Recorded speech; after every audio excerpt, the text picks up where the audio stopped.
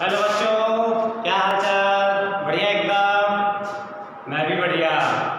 तो last class में हम लोग पढ़ रहे थे क्लास 12 फिजिक्स का चैप्टर नंबर 10 वेव ऑप्टिक्स, है ना, जहां हमने ये सीन किया बेटा कि जो लाइट है वो कैसे चलती है, वेव शेप में आगे की ओर क्या करती है, ट्रैवल करती है। आज का हमारा जो नया चैप्टर है which is chapter number 11 dual nature of radiation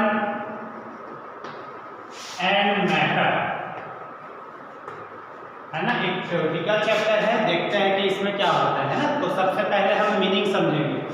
dual nature of radiation and matter. Radiation किसको बोलते हैं? जो लाइट निकलती है, जो लाइट ट्रेवल करती है, वो लाइट ही आपका क्या कहलाता है? रेडिएशन कहलाता है।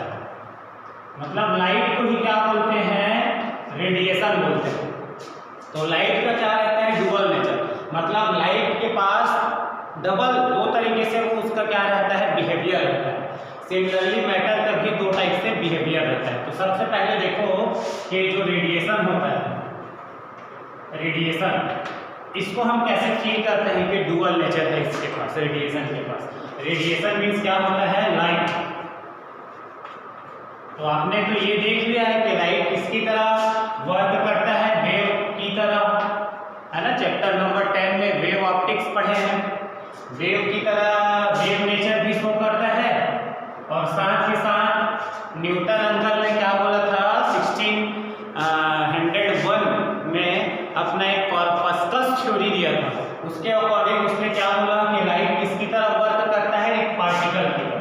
मतलब लाइट या रेडिएशन के पास बेटा दो टाइप से नेचर रहता है, एक वेव नेचर रहता है और एक पार्टिकल नेचर रहता है। पार्टिकल नेचर किसके अकॉर्डिंग? कॉर्पस्कस थ्योरी के according. Corpuscular theory which is given by Sir Isaac Newton। ये तो समझ में आ गया भैया कि रेडिएशन के पास डबल नेचर है, एक वेव नेचर है और एक पार्टिकल नेचर है, ठीक है। सिमिलरली जो मैटर है, अब मैटर क्या होता है बच्चों? मैटर क्या है सर? ये जो ब्लैक बोर्ड दिख रहा है, ये फैन जो चल रहा है, ये जो मोबाइल है, आप हो, मैं हूँ, हम सब क्या है? मैटर है ना। तो ये जो मैटर है इसके पास भी डुअल नेचर होता है। First nature is particle nature. We know that all matter substance is made on many types of particle, है ना। पार्टिकल से बहुत सारे पार्टिकल से मिलकर बनता है भाई। पार्टिकल से एटम बनता है, एटम से आपका मॉलिक्यूलर बनता है, बहुत सारे मॉलिक्यूल मिलकर क्या बनाते हैं? मैटर बनाते हैं। तो मैटर के पास पार्टिकल नेचर भी होता है और साथ ही साथ वेव नेचर होता है।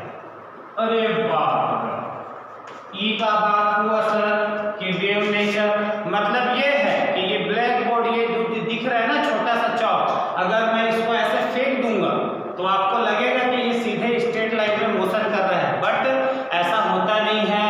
डेविसन और जर्मर नामक साइंटिस्ट ने, डेविसन एंड जर्मर, ये साइंटिस्ट थे जिन्होंने अपने एक्सपेरिमेंट में ये प्रूफ किया था कि कोई भी मैटर को अगर लाइट के स्पीड से अगर हम फेंकते हैं तो वो कैसे मोशन करते हुए जाता है? वेव नेचर शो करने लग जाता है। वेव मतलब ये झुम झुम झुम झुम झुम झुम, थ्रस्ट एंड थ्रस्ट बनाते हुए आगे की ओर चलता है। बट उसका स्पीड कितना रहना चाहिए? स्पीड रहना चाहिए, जो ऑब्जेक्ट को आप मोशन करा रहे हैं वो रहना चाहिए 3 × 10⁸ मीटर पर सेकंड। लाइट की स्पीड से अगर वो ट्रेवल करता है। वैसे बेसिकली डेविसन और जर्मर ने अपने एक्सपेरिमेंट में एक छोटे पार्टिकल इलेक्ट्रॉन के लिए एक्सपेरिमेंट किया था। तो तब से इसी कारण मैटर के पास भी दो नेचर होता है, एक पार्टिकल नेचर होता है और एक वेव नेचर होता है। तो ये था मीनिंग उस चैप्टर का, dual nature of radiation and matter. Radiation के पास भी दो nature, wave nature, particle nature. Matter के पास भी दो नेचर है, particle nature and second is wave nature. Pause करके इसका नोट कर लो, ये कहानी की फील था। अब इसके बाद आगे देखते हैं, है ना। चलो मिटा दे। बहुत दिनों बाद YouTube का पढ़ाई कर रहे हो, ये YouTube से पढ़ाई बहुत दिनों बाद वीडियो सेंड किए हो सर, क्या करें क्या करें। आप थोड़ा सा स्टोरी देखते हैं। जो लाइट था बच्चों 1675 में न्यूटन ने एक पार्टिकल थ्योरी दिया, उसके अकॉर्डिंग लाइट को क्या बोला गया है, इन्होंने पार्टिकल बोला। लाइट एक पार्टिकल है, उस पार्टिकल को क्या बोला गया, कॉर्पस्कल्स बोला गया, कॉर्पस्कल्स बोला गया। धीमे धीमे धीमे धीमे इन्होंने रिफ्लेक्शन और रिफ्रैक्शन को प्रूफ कर दिया। कैसे प्रूफ कर दिया कि लाइट को एक पार्टिकल मानते हुए उन्होंने कौन कौन से फिनोमिना को सेटिस्फाइड किए कि रिफ्लेक्शन और रिफ्रैक्शन होता क्या। बट उसके अलावा जो पोलराइजेशन था, डिफ्रैक्शन था, इंटरफेरेंस था, उन्होंने ये शो अप नहीं कर पाया पार्टिकल नेचर मानते हुए। तो 1801 में जब यंग्स नामक साइंटिस्ट थे, उन्होंने YDSC एक्सपेरिमेंट किया। ये बात बता चुका हूँ ना पिछले क्लास में, Young's double slit experiment. Young's ने क्या प्रूफ किया कि ये जो लाइट होता है वो कैसा नेचर का होता है, वेव नेचर का होता है। लाइट कैसा होता है, वेव नेचर का होता है ना। हमने देखा था ना उसका एक्सपेरिमेंट क्या होता है, याद करो, याद आया। हाँ, लाइट कैसे चलता है, ऐसे वेव बनाते हुए एक पर्दे पर, है ना, एक स्क्रीन पर आपस में इंटरफेरेंस करते हैं। जहां जहां कंस्ट्रक्टिव इंटरफेरेंस बना वहां पर ब्राइट स्पॉट बना, और जहां जहां पर डिस्ट्रक्टिव इंटरफेरेंस बना वहां पर आपको बना डार्क स्पॉट बना, है ना। तो लाइट क्या था, वेव था। तो इस वेव मानते हुए, लाइट को वेव मानते हुए कौन कौन सा फिनोमिना को एक्सप्लेन कर पाया है, इंटरफेरेंस को, इंटरफेरेंस हो गया, पोलराइजेशन हो गया, और एक है डिफ्रैक्शन, एक है डिफ्रैक्शन हो गया। अब बात आती है 1801 के बाद भैया 1905 में एक और फिनोमिना जनरेट हुआ जिसका नाम था photo electric effect. Photo electric effect, photo electric effect. ये जब फिनोमिना हुआ, तो ये जब ये फिनोमिना जब प्रोड्यूस हुआ, ये घटना हुआ कि फोटो इलेक्ट्रिक इफेक्ट होता क्या चीज है। तो ये इफेक्ट जब देखा गया जब लाइट कैसा नेचर का हो बच्चों, लाइट नेचर हो पार्टिकल नेचर। घूम फिर कर वापस हमने क्या हुआ, न्यूटन ने कहा कि लाइट क्या है, पार्टिकल है जिसका नाम हम कॉर्पस्कल्स बोलेंगे।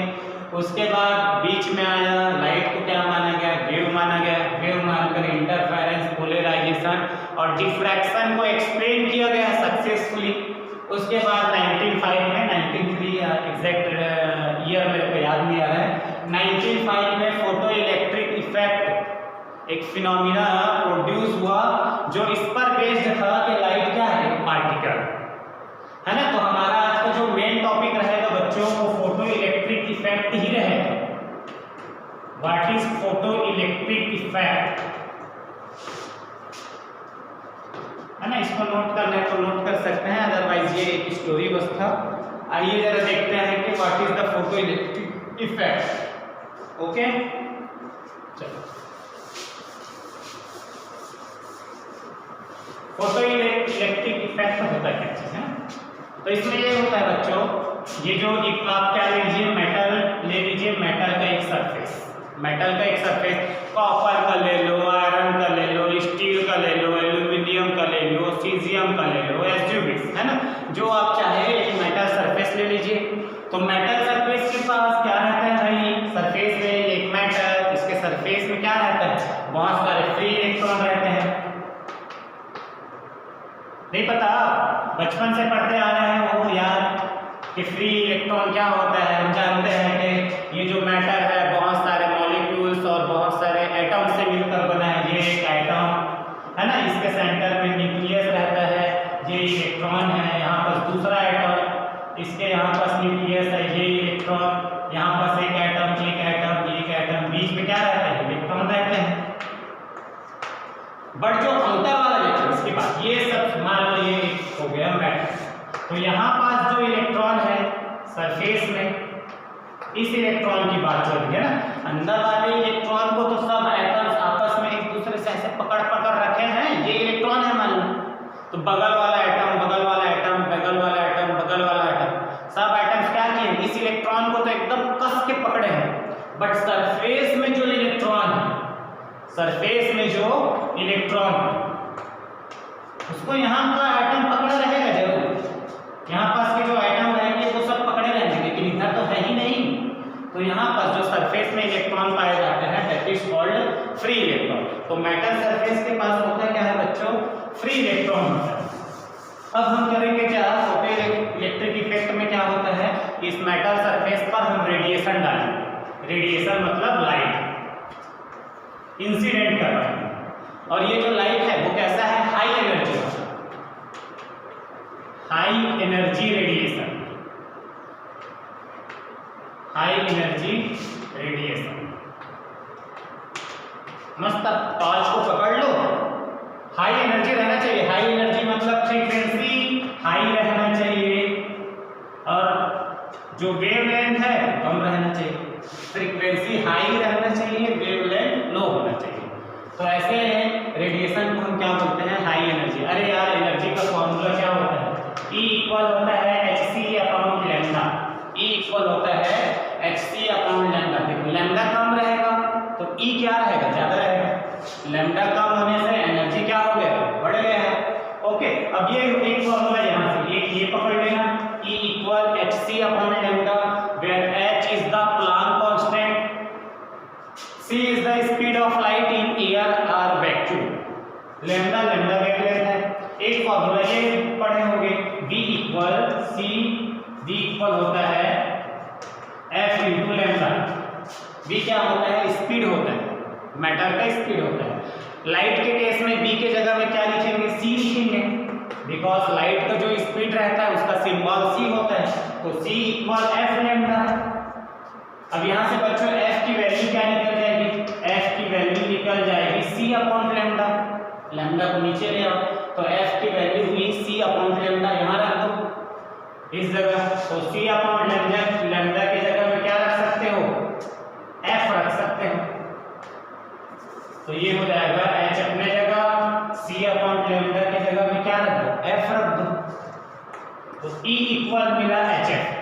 तो ध्यान से देखो उस अनाड़ी को, ध्यान से देखो ये बॉक्स को। E इक्वल क्या होता है, hc/λ, E इक्वल होता है hf। देखो f ऊपर में है बेटा, फ्रीक्वेंसी ज्यादा तो एनर्जी ज्यादा रहेगी, लैम्डा कम रहेगा तो एनर्जी भी क्या रहेगा, ज्यादा। मतलब आपको ऐसा रेडिएशन लेना है जिसका फ्रीक्वेंसी ज्यादा हो और वेवलेंथ क्या हो, कम हो। तो ऐसे रेडिएशन को हम बोलेंगे कि मस्त उसके पास क्या है, हाई एनर्जी इंक्लूड है उसके अंदर ना। उसको नोट कर लेना, आगे काम आएगा। E equal hc/λ, E equal hf, note करो जरा, ठीक है। तो ध्यान देना, हाई एनर्जी वाला रेडिएशन के पास क्या रहता है, उसका फ्रीक्वेंसी हाई रहता है एंड वेवलेंथ क्या रहता है, कम रहता है। ठीक है, तो हमने एक ऐसा रेडिएशन लिया जिसका फ्रीक्वेंसी ज्यादा है और वेवलेंथ क्या है, कम है। अब हम इसको क्या कर रहे हैं, मेटल सरफेस पर इंसिडेंट करा रहे हैं। तो इंसिडेंट कराने से होता क्या है, इसमें से अब भाई ये जो एनर्जी है वो एनर्जी किसको मिलेगा, इलेक्ट्रॉन को मिलेगा। इलेक्ट्रॉन क्या करेगा, एनर्जी को मस्त अपने अंदर डालेगा और यहाँ से पुचुक से क्या हो जाएगा, बाहर आ जाएगा। पुचुक से इलेक्ट्रॉन क्या हो जाएगा, इजेक्ट हो जाएगा। तो इस केस को हम क्या बोलते हैं, photo electric effect. wherever a high energy radiation is incident on metal surface, then an electron ejected comes out from the metal surface. This phenomena is called photoelectric effect. समझ में आया? हाई एनर्जी वाला radiation लो, radiation means light लो, metal surface पर incident करवा दो, energy कौन accept करेगा? Electron accept करेगा, और इलेक्ट्रॉन को जैसे ही एनर्जी मिलेगी वो यहाँ से सरफेस से क्या हो जाएगा? बाहर इजेक्ट हो जाएगा, निकल जाएगा ना, तो इसको बोलते हैं फोटो इलेक्ट्रिक इफेक्ट। अब आगे इसको आपको एक टर्म्स पढ़ना पड़ेगा कि फोटॉन्स क्या है ना, फोटो इलेक्ट्रिक इफेक्ट ही बता रहा है, तो इसमें आपको एक नया टर्म्स मिलेगा बच्चों, फोटॉन्स। तो फोटॉन्स होता क्या है? अब आगे चलकर ये माना गया कि ये जो रेडिएशन होता है, ये जो लाइट है, वो लाइट किससे बना हुआ है? लाइट के पास क्या रहता है? बहुत सारे फोटॉन्स रहते हैं, ऐसे छोटे छोटे। लाइट बहुत सारे छोटे छोटे पार्टिकल से मिलकर बना है, और इस पार्टिकल को क्या बोला गया? फोटॉन बोला गया। तो फर्स्ट पॉइंट हम लिखते हैं, light consist of many particle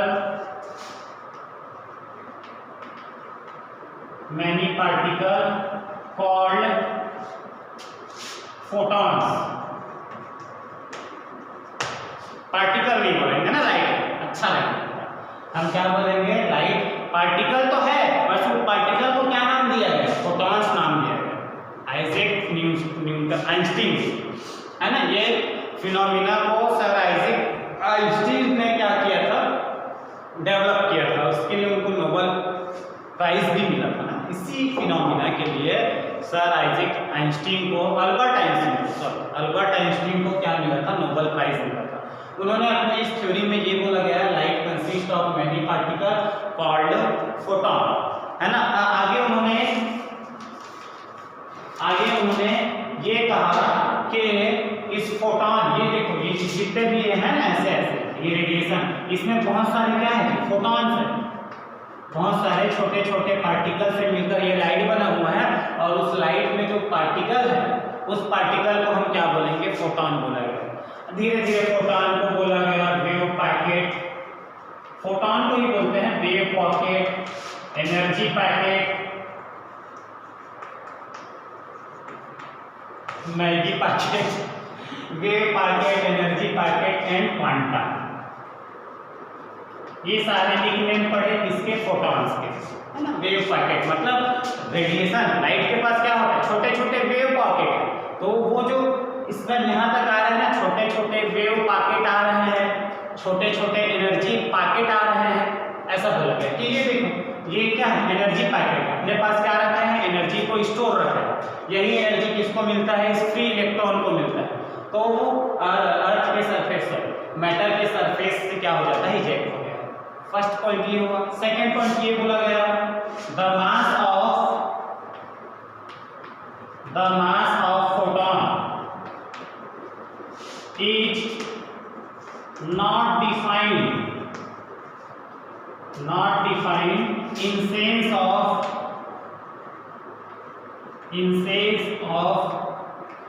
Newton mechanics,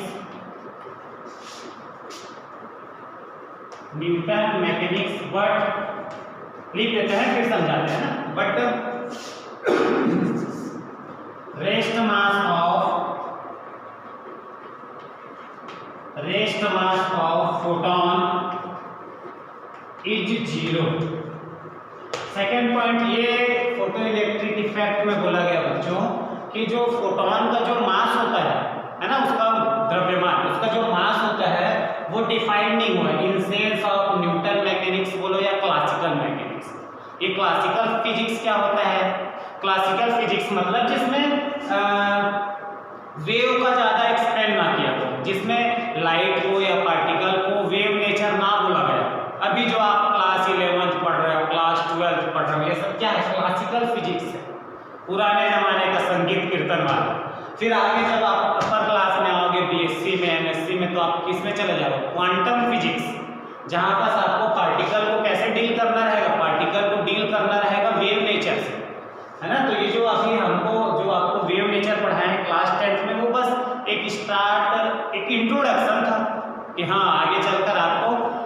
nature वाला रिलेटेड टर्म्स ही पढ़ना है जो कि क्वांटम फिजिक्स में मिलेगा। तो क्लासिकल फिजिक्स के अकॉर्डिंग फोटॉन का कोई मास होता ही नहीं है, उसका मास होता ही नहीं है, डिफाइंड नहीं है। But rest mass of photon is 0। हाँ, बट फोटॉन अगर रेस्ट पोजीशन पर है तो उसका मास कितना होगा? 0। बात समझ में आया? आपके सिलेबस के अकॉर्डिंग फोटॉन का कोई मास होता नहीं, बट यदि फोटॉन रेस्ट पोजीशन में है तो उसका रेस्ट मास कितना होगा? 0 होगा। थर्ड पॉइंट ये पकड़ लीजिए। थर्ड पॉइंट पे देखो, फोटॉन, ये सब लिखना है ना फोटो इलेक्ट्रिक इफेक्ट में, ठीक है। फोटॉन ट्रेवल्स विथ 299792498 मीटर पर सेकेंड। फोटॉन जब आगे बढ़ता है ना, लाइट ऑफ सोर्स से जहां से निकलता है, तो वो जब लाइट निकल रहा है मतलब क्या चल रहा है? लाइट निकल रहा है। लाइट क्या है? पार्टिकल से बना है, बहुत सारे पार्टिकल्स है, बहुत सारे पार्टिकल क्या कहलाते हैं? फोटॉन। तो फोटॉन जब ट्रेवल करता है तो उसका स्पीड कितना रहता है? 299792498 मीटर पर second, which is nearly equal to speed of light 3 × 10⁸ metre पर सेकेंड। मतलब इस स्पीड से, लाइट के स्पीड से ही क्या चलता है? फोटॉन चलता है। फोर्थ पॉइंट ये हुआ, ये निकला conclusion, photons are neutral in nature. Photons are neutral in nature.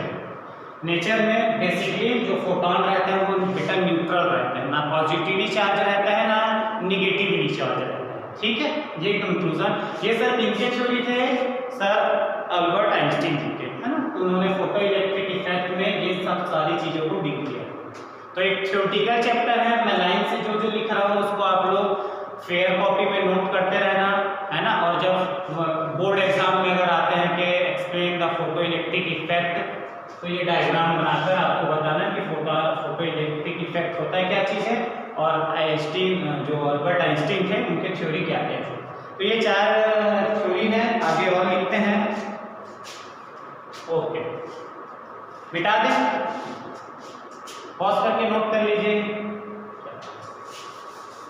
अभी पूरा पढ़े नहीं है ना, अभी फोटॉन्स के बारे में चल रहा है। फोटॉन्स क्या होता है उसके बारे में चल रहा है, उसके बाद वर्क फंक्शन क्या होता है वो देखेंगे, फिर दोनों को कंबाइन करके फोटो इलेक्ट्रिक इफेक्ट में आएंगे। फिफ्थ पॉइंट देखिए, ईच फोटॉन हैज, फोटो नहीं, फोटोकॉपी वाला नहीं, each photon has defined energy and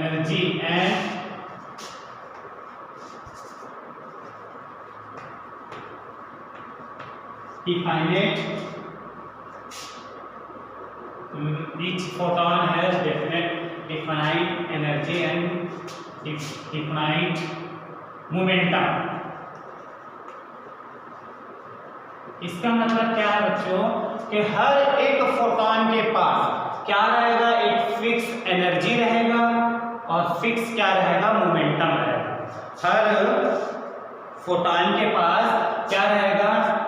fix energy and fix momentum. देखो, एक फोटॉन के पास कितनी एनर्जी रहती है, तो उस एनर्जी का फॉर्मूला है E = hc/λ। E = hc/λ। ये c/λ क्या होता है, यहाँ से हम निकाले थे। E = hc/λ क्या होता है भैया? Speed of matter. V equal होता है फ्रीक्वेंसी इंटू लैम्डा। ये पढ़ लिए हो, है ना, रिफ्रैक्शन वाले चैप्टर में, ऑप्टिक्स में पढ़े। V = f × lambda. लाइट के केस में V के जगह क्या लिखेंगे? c, speed of light, f lambda. यहाँ से बच्चों f की वैल्यू क्या लिखेगी? c/λ। ये एग्जैक्ट है, ये अब ये शुरू से डिफाइन हो गया, है ना, कि हम अब इस पर नहीं कर सकते ये कहाँ से आया है। ये आइंस्टीन के थ्योरी थे जिन्होंने ये बोला कि हर एक फोटॉन के पास एनर्जी होती है। कितनी एनर्जी होती है? E = hc/λ होती है, where h is Planck constant. Class 11 में पढ़े हो यार, h क्या है, प्लांक कांस्टेंट है, उसकी वैल्यू क्या होती है, h की वैल्यू होती है 6.26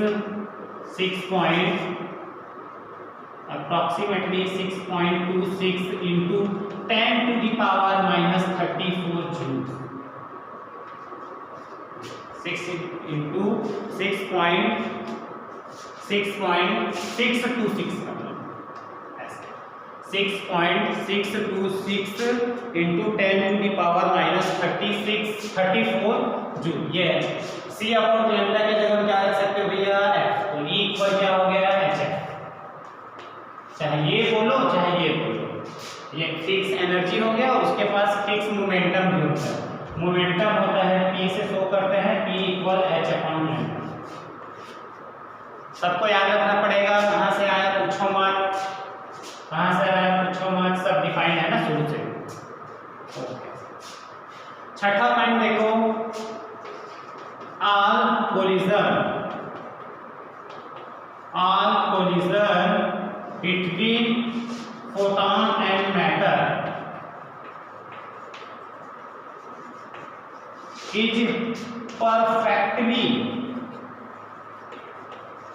perfectly elastic। इसका मतलब क्या हुआ, ये जो मैटर है ना, यहां से क्या आ रही है भैया, रेडिएशन। रेडिएशन आना मतलब फोटॉन आना, क्योंकि रेडिएशन क्या है, पार्टिकल से बना है, उस पार्टिकल का नाम क्या है, फोटॉन। फोटॉन आ रहा है तो यहाँ पास फोटॉन मैटर के पास आया, यहाँ पास दोनों के बीच जो क्या होगा, कोलिजन, टकराव होगा। वो टकराव कैसा रहता है, इलास्टिक रहता है। क्लियर है, पॉज करके नोट कीजिए। इतना एक पॉइंट और बचा है which is very very very very very important. Point number 7, point number 7 ये कहता है बच्चों, the increasing of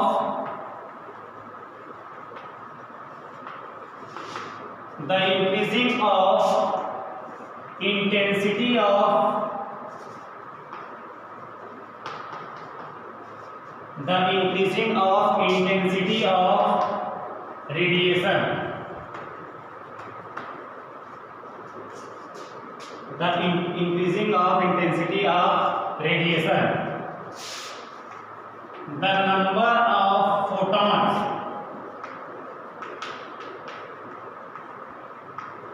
increases, but energy of each photon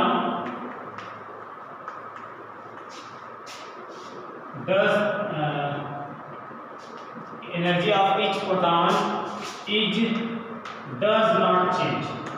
very very important line बच्चों, ध्यान से समझाते हैं क्या बोला गया, एक बार रीड करते हैं ना। The increasing of intensity of radiation, radiation का जो इंटेंसिटी है, पहले फीका येलो कलर था, अब एकदम बढ़ा दो इंटेंसिटी, एकदम चमकता हुआ येलो, कोई भी कलर हो सकता है।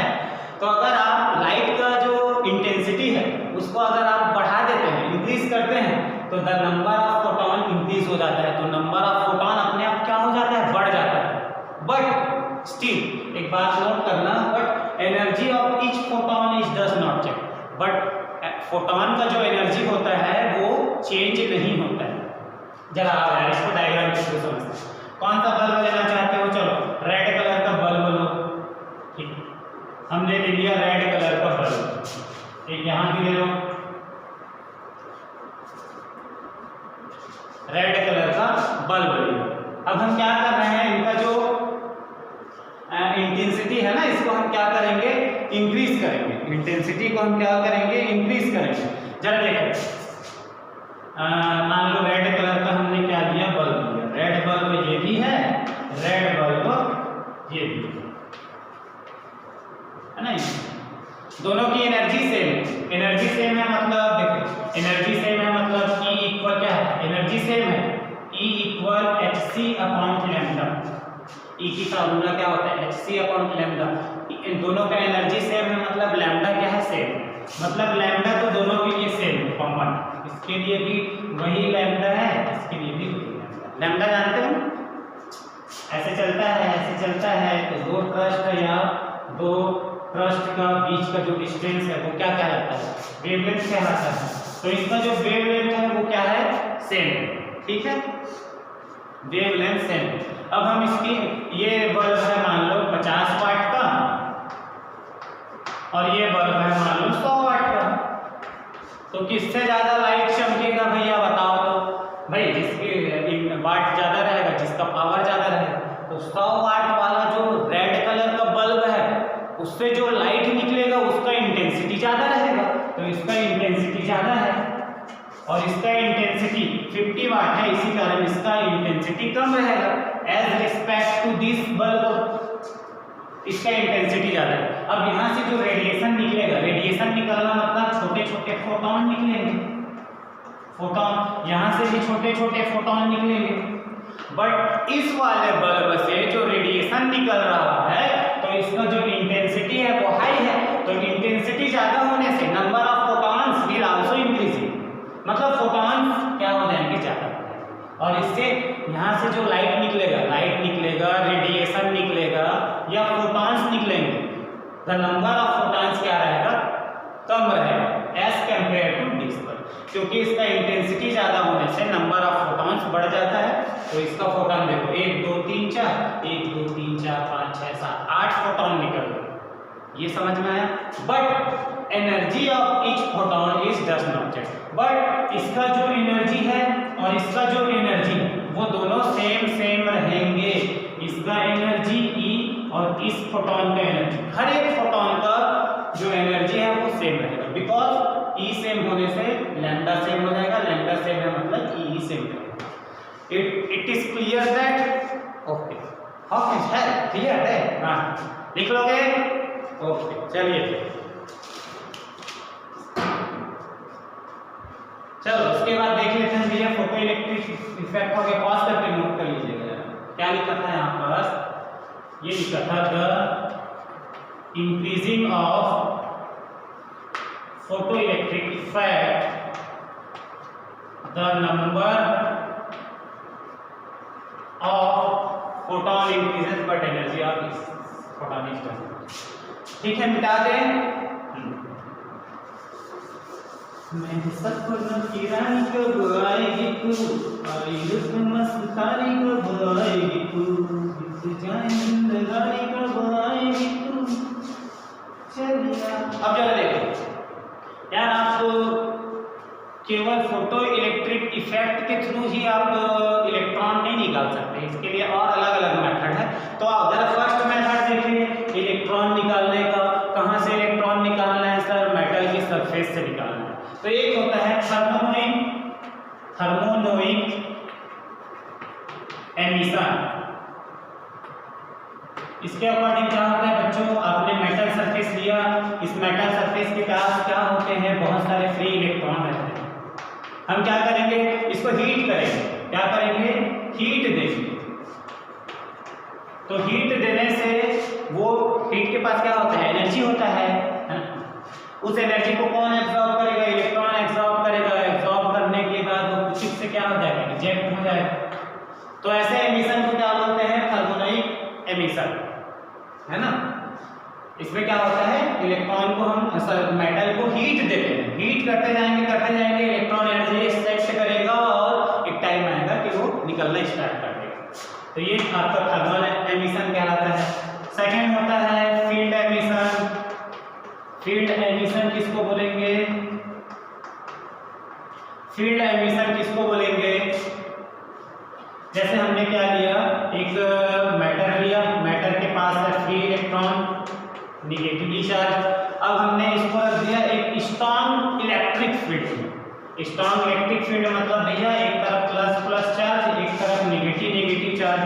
तो इलेक्ट्रिक फील्ड का जो डायरेक्शन होगा वो पॉजिटिव से निगेटिव की ओर होगा। हाँ, तो ये देखो, ये माइनस जो प्लेट है वो इस इलेक्ट्रॉन को क्या करेंगे? रिपेल करेंगे। Same cast are reflective force, है ना। माइनस माइनस के बीच रिपल्सिव फोर्स लगेगा, तो ये धक्का देगा, यहाँ से इलेक्ट्रॉन निकलेगा, तो इस इलेक्ट्रॉन को कौन एक्सेप्ट करेगा? प्लस वाला प्लेट अपनी ओर खींच लेगा। देखो इस मेटल से इलेक्ट्रॉन निकल गया, ड्यू टू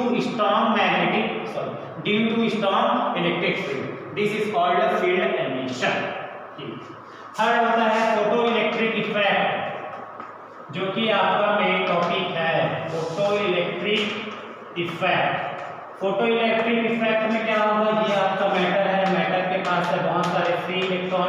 हमने क्या किया, यहाँ से एक बल्ब पकड़ा और ये मस्त टॉर्च जलाकर हम क्या किए, हाई एनर्जी वाला, हाई एनर्जी मींस फ्रीक्वेंसी ज्यादा और वेवलेंथ कम, ऐसा हमने रेडिएशन मस्त मेटल के सरफेस पर इंसिडेंट करा दिया। और ये जो रेडिएशन होता है बच्चों, वो किससे बना होता है, लाइट, रेडिएशन मींस लाइट, बहुत सारे पार्टिकल्स है, उस पार्टिकल का नाम क्या है, photon, quanta, wave pocket, energy pocket. ये आकर चलेंगे, यहाँ से इलेक्ट्रॉन निकल जाएगा, यहाँ से इलेक्ट्रॉन क्या हो जाएगा, निकल जाएगा। तो इसको हम बोलते हैं फोटो इलेक्ट्रिक इफेक्ट। अब बात आती है कितना एनर्जी चाहिए इलेक्ट्रॉन को निकलने के लिए। ये नहीं कि इसको चाहिए मान लो 500 रुपये का, 500 रुपया एनर्जी चाहिए और आप इसको 200 दोगे, एनर्जी समझ लो यार, 500 जूल चाहिए, आप इसको दे रहे हो एनर्जी 200 जूल, निकलेगा क्या, नहीं निकलेगा। तो इन सब चीज़ों पर एक टॉपिक है, आगे समझने के लिए मैं ये कहना चाहता हूँ कि एक इलेक्ट्रॉन को या बहुत इन सभी इलेक्ट्रॉन को एक मिनिमम एनर्जी चाहिए रहता है कि भाई हमको इतना 500 रुपया दो तभी हम निकलेंगे, 200 रुपये में नहीं निकलेंगे, 300 रुपये में नहीं निकलेंगे, 500 रुपये में निकलेंगे। तो उस 500 रुपये को हम बोलेंगे वर्क फंक्शन। तो इस पर कल विस्तार से एक्सप्लेन करेंगे कि वर्क फंक्शन क्या होता है। The minimum amount of energy required to ejected an electron to comes out metal surface is called work function. Electron को अपने घर से, अपने सरफेस से निकलने के लिए जो मिनिमम अमाउंट ऑफ एनर्जी है that is called work function. आगे बात चलेगा थ्रेशोल्ड, फ्रीक्वेंसी, ये सब क्या होता है, इन सब चीजों को लेकर मैं आऊंगा अगले वीडियो में, है ना। तब तक आप फोटो इलेक्ट्रो इफेक्ट के जो 7 पॉइंट थे उसको अच्छे से नोट करके रखिए। ओके, तो जब नेक्स्ट अपकमिंग वीडियो में मिलेंगे तब डिस्कस करेंगे what is work function, what is threshold frequency. तब तक के लिए पढ़ाई करते रहिए। All the very best.